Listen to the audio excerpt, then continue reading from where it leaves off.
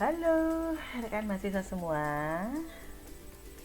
Terima kasih kepada Tuhan Yang Maha Kuasa ya karena telah memberikan kesempatan kepada kita untuk bisa bersama-sama pada kesempatan kali ini untuk melaksanakan perkuliahan full online ya. Nah, untuk pertemuan ke-1 ya, seperti yang terbaca di cover kali ini ya, topiknya adalah pengantar dan kontrak kuliah ya. Nah, sebelum memulai perkuliahan, perkenalkan dulu, saya Ibu Santi Widyastuti yang nantinya selama 16 kali pertemuan ke depan kita akan bersama-sama untuk belajar sharing pengetahuan tentang desain furniture ya. Nah, menuju ke topik pertemuan ke-1 ya, terkait pengantar dan kontrak kuliah. Untuk materi sudah nanti akan saya lampirkan di Siakat. Silakan Anda bisa lihat ya, dan bisa Anda download jika perlukan. Dan satu hal lagi yang penting ya, jangan lupa absen ya untuk mengisi bukti kehadiran Anda ya. Kalau boleh saya sampaikan bahwa untuk perkuliahan desain grafis arsitektur ya, terkait dengan spesifikasi keilmuan yaitu desain furniture, selama 16 kali pertemuan itu kita akan belajar bersama-sama tentang teori dan sekaligus juga praktek ya. Nanti akan saya berikan ke depan ya, akan saya berikan tutorial untuk praktek mendesain furniture 3 dimensi ya. Namun dalam hal ini ya, untuk prakteknya bisa Anda lakukan secara mandiri ya di tempat Anda masing-masing ya, baik di rumah atau sambil bekerja di kantor ya, atau mungkin sambil Anda mengerjakan pekerjaan yang lain yang sekiranya sambil Anda melaksanakan perkuliahan ya, Anda bisa praktek di situ ya. Dan pastinya software yang digunakan untuk perkuliahan desain grafis furniture adalah AutoCAD ya. AutoCAD dari tahun 2007, 2008 sampai dengan 2021 ya yang saya gunakan ya. Itu bisa Anda pakai untuk mendukung praktek perkuliahan Anda ya, terkait dengan desain furniture ya. Nah, akan saya sharekan dulu untuk terkait kontrak kuliah ya. Apa saja sih materi yang akan kita dapat atau kita bahas bersama-sama? Nah, di sini nanti akan Anda lihat. Nah, ini saya izin share dulu ya. Di monitor bisa Anda baca ya. Untuk pertemuan pertama hari ini meliputi pengantar desain furniture dan kontrak kuliah. Kemudian pertemuan berikutnya yaitu terkait dengan gaya desain furniture. Bahwa furniture itu juga ada gaya arsitekturalnya ya. Banyak sekali ragam hias atau ragam arsitektur pada furniture itu supaya bisa dipadu-padankan dengan gaya arsitektural interior ruang atau rumah ya. Kemudian lanjut untuk pertemuan ketiga itu konstruksi dan bahan. Ya, seperti Anda ketahui ya bahwa banyak sekali bahan yang bisa dipergunakan sebagai material dasar untuk furniture, baik itu kursi, meja, lemari, rak ya, dan sebagainya. Kemudian bagaimana dengan konstruksinya akan kita bahas nanti di pertemuan ketiga. Kemudian pertemuan keempat terkait dengan ergonomi furniture, bahwa sampai ada slogan loh bahwa sekalinya duduk sampai lupa berdiri ya. Karena apa? Ergonomi inilah merupakan ilmu yang mempelajari tentang ya kaitannya dengan kenyamanan si pengguna atau manusia dalam hal ini ya, kita sebagai pengguna furniture dalam melakukan aktivitas ya berdampingan dengan furniture tersebut. Misalkan kita duduk di kursi dan kita mengerjakan pekerjaan kita di atas meja ya. Nah, bagaimana kita bisa betah seharian bekerja dengan posisi duduk tenang di kursi dan mengerjakan di meja tersebut ya? Karena ergonomi yang ada di situ itu sangatlah pas ya. Jadi bagaimana kenyamanan seseorang itu terukur ya melalui ilmu ergonomi ini dikaitkan dengan furniture. Nah, kemudian untuk pertemuan kelima dan seterusnya kita mulai praktek nih. Dari meja kecil, nih pertemuan kelima ya. Kemudian ada pertemuan keenam, modifikasi meja kecil itu, ada nakas ya, meja-meja kekinian itu ya. Kemudian lanjut dengan desain kursi. Nah, di pertemuan ke-8 itu ada ujian tengah semester. Jangan khawatir, nanti ujian tengah semesternya kita bikin semacam tes CBT ya, ABCD. Tidak ada praktek di situ, hanya Anda nanti memilih jawaban yang benar apakah A, B, C atau D ya, atau istilahnya adalah tes CBT ya untuk ujian tengah semester. Kemudian dilanjutkan untuk pertemuan ke-9, lanjut ya untuk prakteknya itu ada modifikasi kursi kelanjutan dari pertemuan ke-7 ya. Nah, kemudian di sini ada rak kecil ya, lanjut desain rak kecil. Kemudian akan saya lanjutkan untuk dimodifikasi ya, pertemuan 11-12 itu modifikasi rak kecil 1, modifikasi rak kecil 2. Kemudian lanjut ya untuk praktek partisi, kita berdesain partisi 3 dimensi di pertemuan 13, dan pertemuan 14-15 nya kita membuat modifikasi dari partisi tersebut ya. Dan untuk menutup perkuliahan kita akan adakan ujian akhir semester. Sama halnya dengan ujian tengah semester, nanti pada ujian akhir semester itu soalnya itu adalah berupa tes CBT ya, pilihan ABCD seperti itu ya. Karena apa? Ya, kuliah kita adalah menyenangkan ya. Jadi dengan harapan mahasiswa Anda dapat mengerjakan soal baik UTS ataupun UAS itu dengan maksimal ya, supaya bisa tercover semuanya ya, supaya nilainya juga bisa dapat dengan mudah terupload ya. Kadang kalau kita praktek mengumpulkan tugas itu dengan kesibukan Anda ya, mungkin ya itu ada yang tidak mengumpulkan dan sebagainya. Tapi nanti dengan tes CBT itu adalah pelaksanaan tesnya by system ya. Begitu Anda mengerjakan dengan waktu yang sudah ditentukan ya, Anda pilih jawabannya, kemudian otomatis secara langsung nilai Anda bisa diperoleh. Begitu ya. Nah, selama 16 kali pertemuan, silakan jangan lupa untuk mengisi absen ya, bukti kehadiran. Karena begitu persentasenya Anda kurang, ya itu Anda akan tercatat secara sistem ya, itu bahwa Anda itu merupakan mahasiswa yang remedi atau perlu mengulang lagi baik perkuliahan maupun nilai ya, terutama nilainya ya. Jadi ada perbaikan mata kuliah di situ. Mungkin itu yang untuk saya sampaikan dulu terkait kontrak kuliah ya di awal pertemuan ini. Ya, secara garis besar bisa saya simpulkan ada 16 kali pertemuan. Yang ke-1 ya, dan yang kedua jangan lupa absen. Dan yang ketiga tes untuk pelaksanaan ujian tengah semester ataupun ujian akhir semester itu adalah tes CBT ya, yang merupakan tes pilihan ganda ABCD yang nanti bisa Anda kerjakan by system. Oh ya, kemudian sebelum kita melaksanakan ujian ya, baik ujian tengah semester ataupun ujian akhir semester, itu ada minggu tenang ya. Jadi ada jeda waktu seminggu untuk Anda minggu tenang. Tapi kalau mungkin kuliah online beda lagi ya, full online-nya ya. Jadi ini kurang lebihnya jadwal yang sudah saya susun ya sedemikian rupa supaya Anda mempunyai visualisasi ya terkait nanti apa saja sih yang akan kita lakukan selama 1 semester ini ya.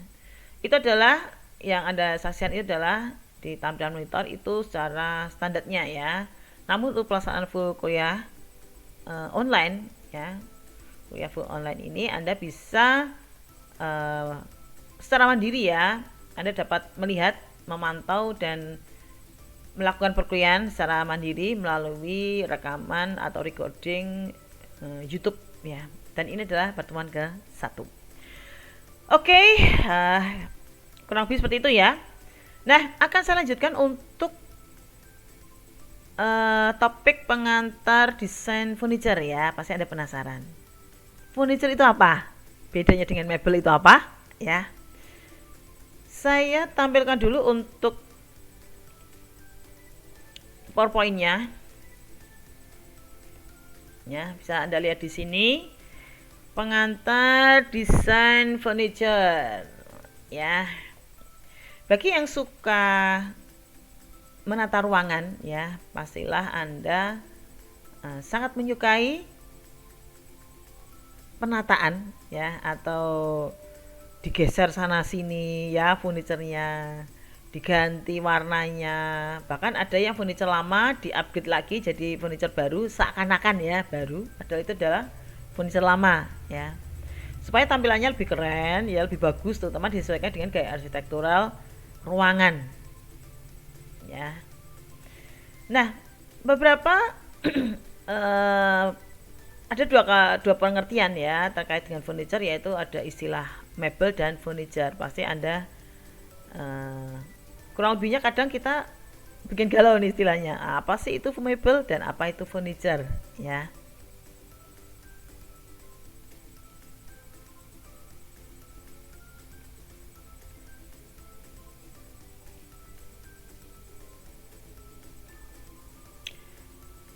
Nah, ini bisa Anda lihat ya. Mari kita baca.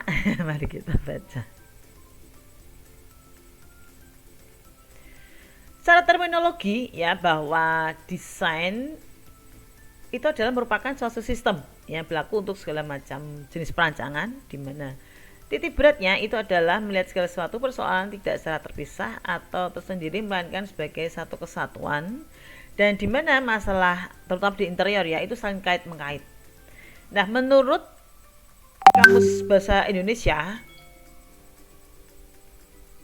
ya, bahwa dijelaskan bahwa mebel atau furniture itu merupakan peralatan rumah tangga seperti kursi, meja, dan almari ya. Itu menurut Peter Salim dan Yeni Salim. Menurut Kamus Umum dan Gloria Encyclopedia of Knowledge, dijelaskan bahwa mebel furniture adalah objek yang memiliki fungsi dan manfaat untuk sesuatu ya, untuk duduk, bahkan untuk tidur, ataupun untuk menyimpan barang. Jadi ada lebih spesifik ya, itu ada 3, untuk tidur, untuk duduk, untuk tidur, dan menyimpan. Nah, mebel atau furniture itu sebenarnya adalah satu istilah yang merupakan perlengkapan bangunan untuk tempat tinggal, bisa bisnis ataupun umum, yaitu benda yang dapat dipindah-pindahkan dan ditempatkan dalam ruang seperti kursi, meja, tempat tidur, dan lain-lain. Itu menurut GEC 97 ya. Tapi di mana orang Amerika ini membatasi arti mebel itu adalah atas benda-benda yang mudah dipindahkan, sama seperti mebel pada bahasa Prancis dan mobile pada bahasa Jerman. Dan di Inggris itu artinya mencakup segala perlengkapan baik yang mudah dipindahkan ataupun yang tetap atau built-in ya. Nah, desain furniture yang akan kita lakukan nanti itu termasuk desain fungsional, yang merupakan desain yang memberikan pelayanan atau fasilitas pada kehidupan hidup manusia. Dimana kalau membuat desain mebel atau furniture itu diperlukan persyaratan dan prinsip yang berorientasi pada seluruh anatomi dan ukuran manusia, keadaan jasmani, cara bergerak, bersikap, dan tuntutan selera manusia. Itu yang tadi saya bilang ergonomi ya. Nah, titik tolak perencanaan furniture manusia secara keseluruhan dengan berbagai kegiatan dan dengan berbagai tuntutannya. Maka contohnya nih, keinginan tidur secara nyaman, keinginan duduk secara santai, kemudian keinginan bekerja dengan baik dan tidak lesu ya. Kadang kita malas nih duduk terus, pantatnya panas ya, capek, kakinya, betisnya capek karena mungkin kursinya ketinggian atau alas duduknya terlalu keras gitu ya. Jadi ergonominya kurang. Nah, kemudian belum lagi kita bicara tentang keselamatan ya. Praktis ya, misalkan karena mebelnya terlalu ya desainnya mungkin kurang sesuai ya, kurang simpel sehingga tidak praktis ya, bisa jadi. Nah, semua ini harus dipenuhi secara sistematik. Maka diperlukan pemilikan konseptual agar desain dapat memenuhi permintaan pemakainya, seperti itu.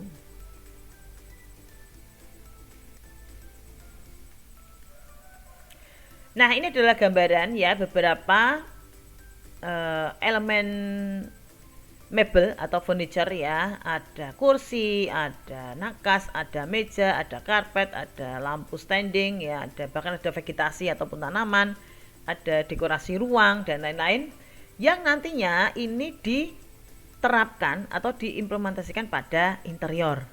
Ya enggak?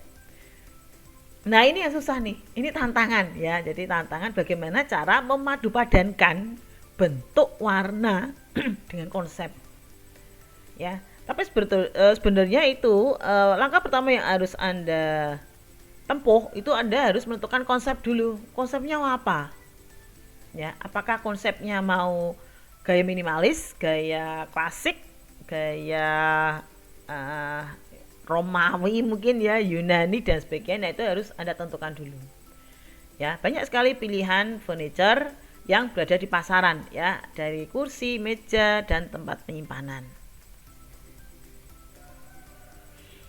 Nah, apa sih yang menjadikan aspek pertimbangan furniture? Ada pertanyaan nih lebih spesifik ya. Ada 5 yang harus kita penuhi. Yang pertama, siapa yang akan menggunakan furniture tersebut? Itu dilihat dari jenis kelamin, status ya, apakah orang penting ya, berstrada ya. Kemudian kondisi tubuh apakah sehat ataupun penderita cacat. Kemudian yang kedua itu bentuk ruang terkait dengan faktor geografi, tipe dan jenis bangunannya, gaya arsitekturnya dan gaya interiornya. Ya. Jadi bentuk ruangnya itu pun juga beda.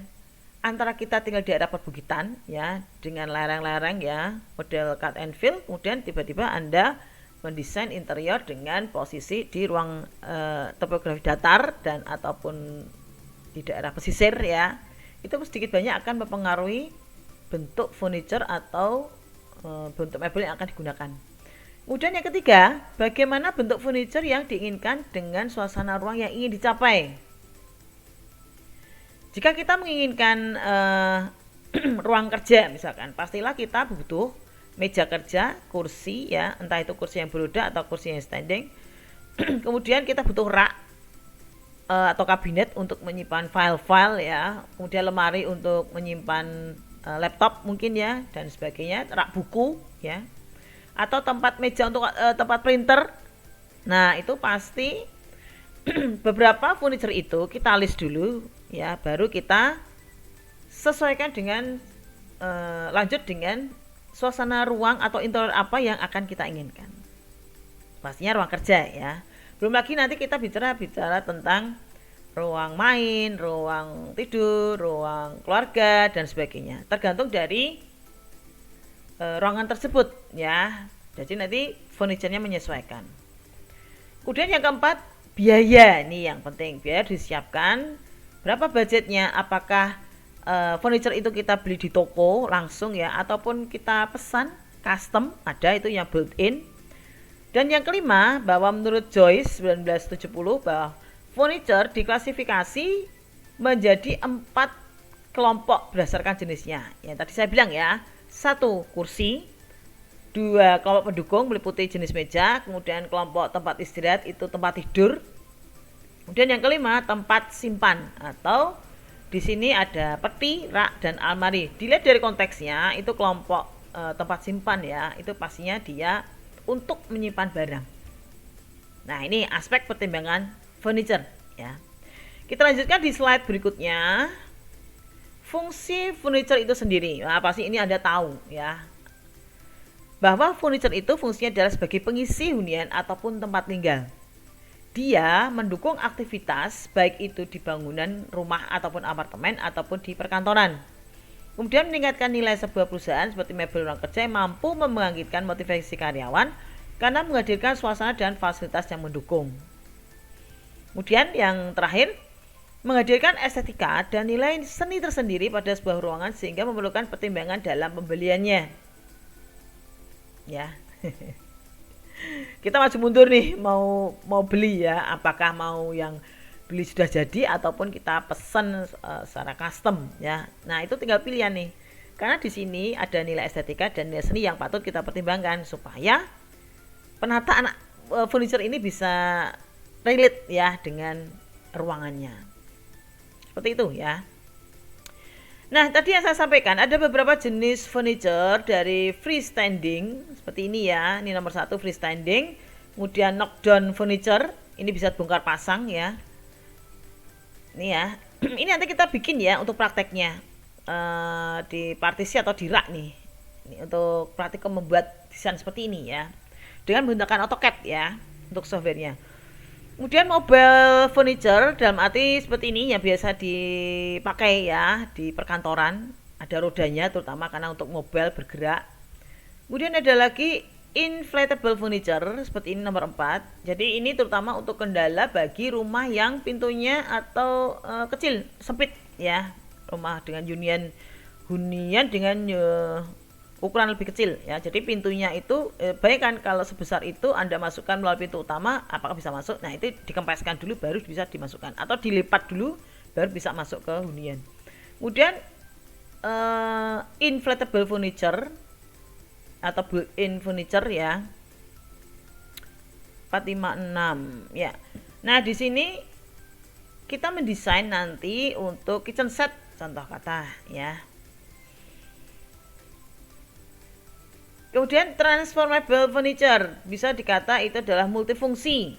Itu nomor 6 ya. Bisa Anda lihat di sini walaupun gambarnya kecil. Dari partisi untuk penyekat ruangan itu di situ ada mejanya.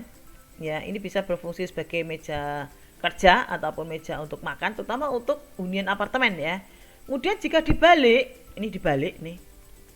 Itu ada rak untuk menyimpan kasurnya. Ya, jadi dia multifungsi. Itu yang transformable furniture. Ya, beberapa jenis furniture ya. Nanti untuk teori lebih jelasnya bisa Anda baca pada file PDF yang saya lampirkan di Siakat ya.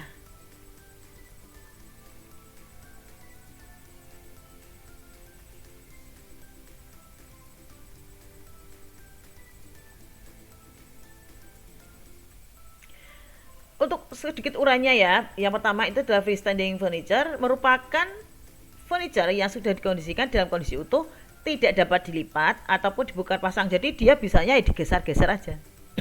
Nah, furniture model standing furniture ini cocok atau sesuai untuk rumah yang berukuran besar ya. Karena tanpa dilipat pun dia sudah bisa berada di space tersebut. Ya, pastilah kamar ukuran 3x4 misalkan itu bisa diletakkan di situ ya, tempat tidur, lemari, meja rias ya, atau rak TV. Kalau TV sekarang model nempel di dinding ya, beda lagi. Nah, freestanding furniture ini adalah furniture yang dalam arti paten dia, tidak bisa di geser-geser ya. Untuk hunian yang kecil ini patut dipertimbangkan ya. Nanti jangan-jangan malah rumahnya sesak ya dengan furniture. Kemudian kalau knockdown furniture, nah ini bagi penghuni yang tinggal di rumah sewa ataupun rumah hunian apartemen. Kalau mengandalkan penggunaan knockdown furniture dibandingkan dengan konstruksi furniture lainnya, itu mungkin agak lebih pas ya, karena dia bisa dibongkar pasang. Ya, sesuai kebutuhan. Nah, cirinya konstruksi ini dia mempunyai engsel di setiap bagian-bagian tertentu ya. Cuman memang kadang kalau biasanya pesan online itu kita pastikan ya itu agak bongkar pasangnya agak ribet gitu ya, karena ini bagian mana nih engselnya ya, apakah bagian sini gitu. Nah, itu perlu keterampilan khusus ya. Kalau Anda enggak mau repot ya panggil aja tukang ya ke rumah untuk menyusun ya rak tersebut. Kemudian untuk pengertian mobile furniture di sini ya, ciri khasnya adalah di sini ada rodanya, biasa dipakai di perkantoran, bisa berpindah. Cuman kelemahannya di sini adalah untuk mobile furniture dia terletak pada tingkat keseimbangannya ya. Contoh kata nih, saya duduk di kursi kerja, dia punya rodanya ya. Saya harus pandai-pandai nih antara kanan kiri depan belakang supaya bahkan tidak patah nih di sisi yang tengahnya nih, ini riskan ya kan menurut saya. Makanya kaki-kakinya dibikin seperti ini, cuman memang tumpuannya ini yang tengah nih yang harus diperkuat ya, dan harus rutin memberi pelumas pada roda tersebut, kalau enggak roda itu bisa patah, bisa berkarat dan sebagainya. Kemudian built-in furniture, contoh ya kitchen set itu tadi ya, ini saya kebalik nih nomor 5 dan nomor 4 ya. Nah, terbilang rumit dan proses pembuatannya butuh keterampilan tinggi. Biasanya bersamaan dibuat dengan proses renovasi rumah karena tingginya itu dari dasar sampai dengan plafon ya, biasanya full. Bisa untuk kitchen set, bisa untuk di kamar ya. Jadi dia berupa partisi, dikerjakan pada saat renovasi supaya langsung diukur ya, begitu penghuni masuk built-in furniture ini bisa langsung sudah terpasang gitu ya. Contoh ya, antara kitchen set, rak TV permanen, dan wardrobe atau lemari pakaian. Nah, banyak sekali menggunakan built-in furniture. Kemudian inflatable furniture yang tadi saya bilang, kalau rumah huninya kecil ya, tetapi kita ingin main ada tempat tidur kasur seperti ini ya. Nah, ini biasanya dikempesi dulu atau dilipat dulu baru bisa masuk ke hunian. Jadi dia fleksibel ya. Biasanya adalah sofa, spring bed dan bean bag. Lari. Nah, lanjut ya. Nah, kemudian terakhir transformable furniture atau merupakan furniture yang multifungsi ya. Mungkin kurang lebihnya Anda paham untuk sampai dengan jenis-jenis furniture ya. Kita lanjut aja untuk materi berikutnya terkait dengan sejarah furniture. Tidak adil rasanya kalau kita tidak memahami apa sih sejarah furniture itu ya. Dari dulu sampai dari zaman batu sampai zaman modern sekarang. Ya. Seperti digambar ya, era neolitik ya. Era neolitik zaman batu berkisar 10-500 cm seperti ini ya, dia dari batu, dan untuk mahatnya pun juga dari tulang ya, yang dipasrah, jadi papah gitu, lancip untuk jadi pisau ya. Kemudian era Ancient Egyptian furniture nomor 2 seperti ini kursinya, Egypt ya atau bangsa Mesir. Kemudian era Greece, Yunani. Nomor 4 adalah Roman atau Romawi. Kemudian terakhir adalah era kita ya, era modern. Untuk materinya ini ya sudah lengkap juga di file PDF yang saya lampirkan di Siakat. Silahkan nanti Anda bisa download dan bisa Anda lihat di situ. Ya. Panjang sekali kalau dijabarkan ya secara teori ya.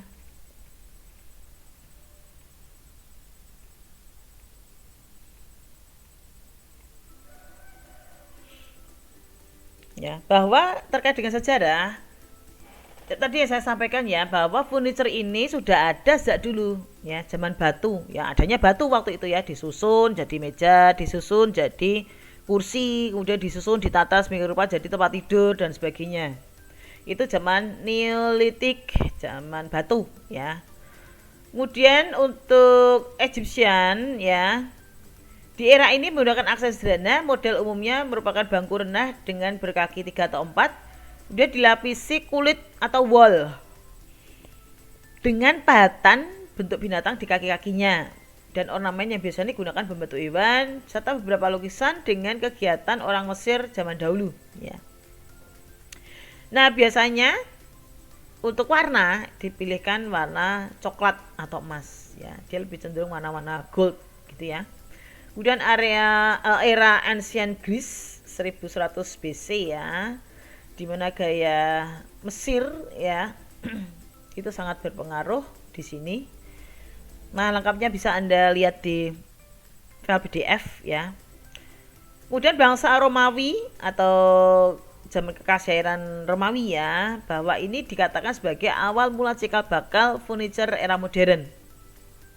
Karena di situ sudah mulai ya, cenderung masyarakatnya dia mulai sadar bahwa kalau selalu sesuatu yang berlebihan itu kadang akan membosankan ya, contoh ukir-ukiran ya. Jadi di zaman Romawi ini itu mulai memikirkan kesimpulan ya, lebih praktis, lebih ringkas. Furniture menjadi titik balik ya, kebangkitan klasik abad 18-19 itu bangsa Yunani dan Romawi, sehingga memunculkan desain neoklasik yang menarik pada masa itu.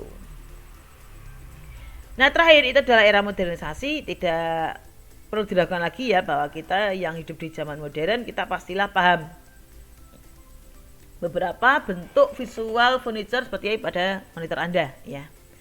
Nah, pergeseran menuju era modern ini dimulai setelah berakhirnya Perang Kedua terutama. Karena mereka sudah lelah saat itu ya, masyarakat sudah jenuh dengan klasik-klasik ya atau ukiran. Nah, detail ini dianggap merupakan ke arah garis lurus dengan bentuk geometris yang ditujukan untuk produksi massal, tidak menggunakan ornamen apapun, namun itu menekankan pada bentuk dasar. Kemudian waktu zaman itu ya muncul aliran Art Deco yang hampir bersama dengan era modernisme. Selama tahap pengembangannya, kedua dipengaruhi oleh kubisme dan futuris ya, terinspirasi dari bentuk geometris, dari ilmu pengetahuan dan teknologi, dari mesin, mobil dan pesawat terbang. Nah, itu untuk era modernisme ya.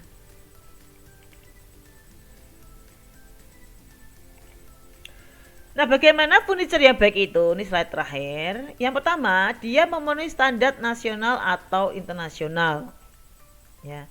Itu bisa dibuktikan dengan sertifikat ISO atau SNI. Ya. Nah, kemudian berarti kalau ia sudah mendapatkan sertifikat, dia layak berkualitas begitu ya. Iya. Karena furniture berkualitas biasanya telah mendapatkan perizinan atau sertifikat dari Standar Nasional Indonesia SNI dan Standar Internasional ISO ya. Ini merupakan hal yang perlu diusahakan oleh para konsumen, oleh produsen ya. Furniture untuk menjamin kelayakan produk serta keamanannya ketika digunakan. Maka pembeli pun akan lebih yakin ya dengan kualitas furniture yang akan dibelinya jika mendapatkan sertifikat tersebut. Nah, kemudian yang kedua, itu produknya yang family friendly. Style lain yang tidak kalah penting untuk furniture adalah dibuat dengan desain family friendly ya, untuk menjaga penghuni rumah, terutama anak-anak, supaya dapat menggunakannya dengan aman. Nah, produk ini otomatis dia mengurangi kemungkinan dampak akibat kecelakaan ya. Kan pastinya kalau kita jatuh, tadi yang saya bilang rodanya patah ya, kita bisa tergelincir ya, nah itu bisa diminimalkan gitu ya, produk yang family friendly. Kemudian standar material yang aman, Anda pastikan ya, untuk pertemuan ke depan itu ada konstruksi dan material ya, apakah pakai kayu, apakah plastik. Nah, jangan-jangan nih material furniture kita itu dia mengandung klorofluorkarbon atau CFC atau dia rusak karena paparan sinar matahari atau sinar UV. Nah, itu harus aman ya.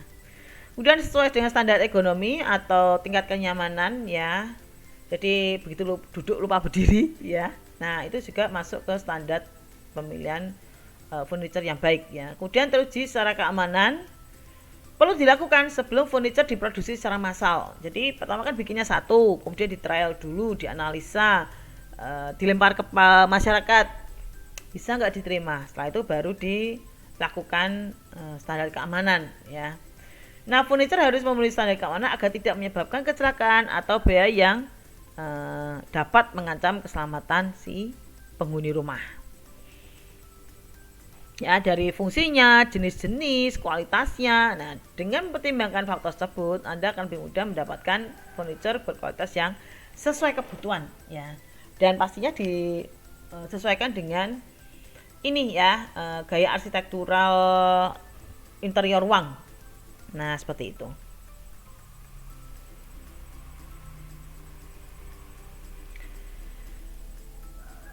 Oke, itu mungkin yang bisa saya sampaikan di pertemuan pertama kali ini terkait dengan topik pengantar furniture ya. Anda sudah paham ya akhirnya apa sih mebel atau apakah istilah furniture itu sama ya, tadi di awal sudah saya sampaikan ya.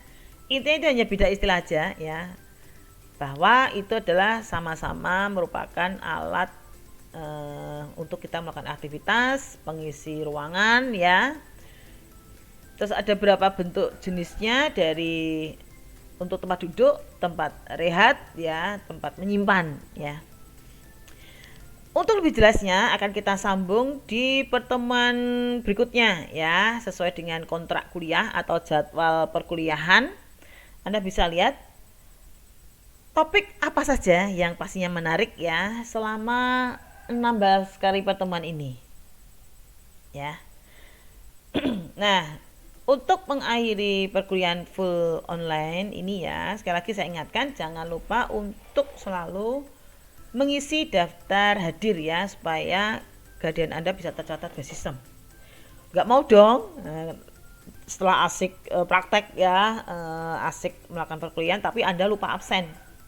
Dimana absen itu dibuka sampai dengan jam 23.59 ya, panjang ya. Jadi Anda bisa beraktivitas sambil Anda berkuliah ya. Kemudian ke depan itu ada teori dan prakteknya. Jadi prakteknya itu tutorial ya, tapi juga di situ disertai dengan teori ya. Mungkin itu dulu yang bisa saya sampaikan untuk kuliah pengantar hari ini ya, dan kontrak kuliah yang bisa Anda cermati. Akhir kata, mohon maaf jika ada salah kata ya. Kemudian kita semoga bisa bertemu di materi berikutnya ya, pastinya sesuai dengan schedule jadwal perkuliahan ya. Mohon maaf jika ada salah kata. Sekali lagi untuk mahasiswa kelas full online ya, jika ada pertanyaan bisa Anda sampaikan via WhatsApp.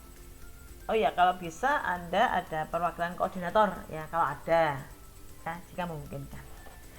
Perkuliahan saya tutup ya, kita ketemu lagi di kesempatan berikutnya.